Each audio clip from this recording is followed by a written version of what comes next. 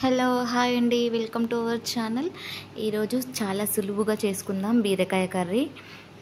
Already నేను పచ్చిమిర్చీలు onions cut చేసి పెట్టుకున్నాను. మూకుడు పెట్టుకొని అందులో సరిపడంత ఆయిల్ పోసేసుకొని పచ్చిమిర్చీలు ఆనియన్స్ వేసేసుకొని సాల్ట్ వేసేసుకొని మగ్గనివ్వాలి ఆనియన్స్ని.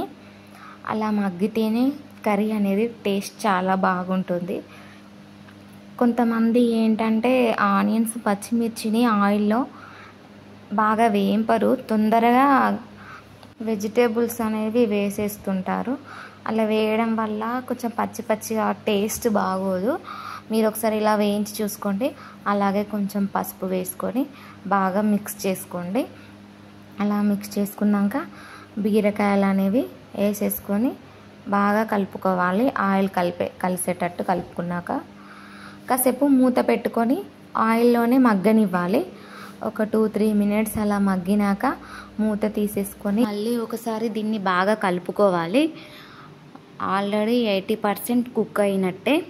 ఇందులో కొంచెం కారపొడి వేసుకోవాలి. నేనైతే 2-3 స్పూన్స్ కారపొడి వేసుకుంటున్నారు. మీరు తగినంత వేసుకోవచ్చు. వేసుకొని మళ్ళీ బాగా కలుపుకోవాలి. మీరైతే ఎంత తింటున్నారో అంత కారం వేసుకుంటే సరిపోతుంది. నేనైతే కొంచెం ఎక్కువగానే తింటాం కాబట్టి ఎక్కువగానే వేసేసాను. మంచిగా మిక్స్ చేసుకొని మీకు గ్రేవీ టైప్లో కావాలనుకుంటే వాటర్ పోసేసుకోండి. నేనైతే కొంచెం ఫ్రై లాగానే చేస్తున్నాను.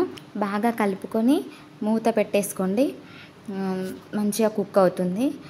చూసారు కదా ఆయిల్లో ఎంత బాగా పైకి వచ్చిందో.